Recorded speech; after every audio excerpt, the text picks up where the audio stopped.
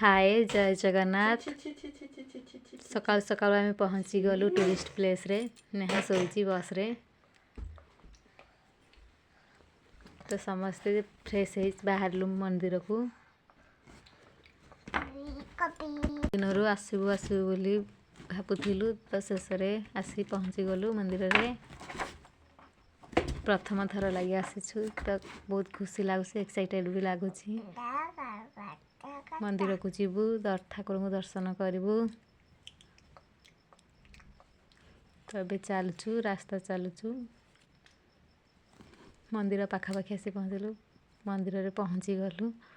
मंदिर रे भीड़ लगी बहुत सारा तो आम लाइन कर ठियालु।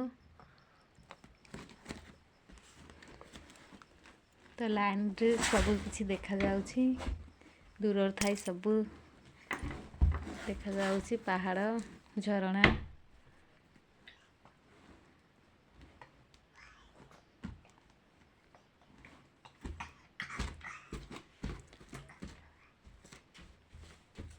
बहुत खुशी लगुच कि केते आम लाइन आसू कि आम पाଳି आसब आम ठाकुर दर्शन करूँ। आहरी बहुत सारा लाइन लगी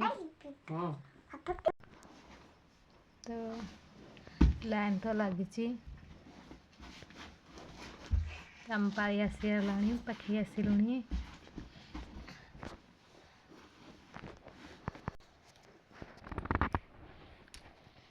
तो मंदिर दर्शन सारी आसिलु बाहर को झरणा झरणा आड़े टिके बुलिबू। उनको दर्शन कलु बहुत प्रत्यक्ष ठाकुर तो बहुत खुशी लगिला। तो आसी किसी फ्रूट सालाड खाइलु। फिर झरणा रे बुलाबुली करी किसी फोटो उठाइलु। तो सब आड़े बुलाबुली कर सारू। बुलाबुली सारी केते टाइम हो गला तो बाहरिलु नेक्स्ट मंदिर को। तो आम शीघ्र आसी आग दर्शन कलु। तो ये केते लंबा सारा लाइन लगी बुलाबुली सारी केते समय हो गला किसी जना ही पड़ानी। तो आ किसी समय बिता को चाहूलु हेले समय आउ नहीं तो आम बाहरिलु।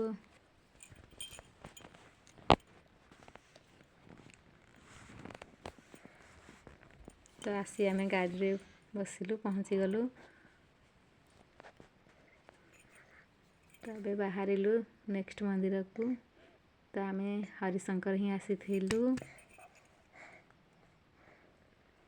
बहुत भल जगह थिला तो आपण मैंने भी समस्ते आसतु।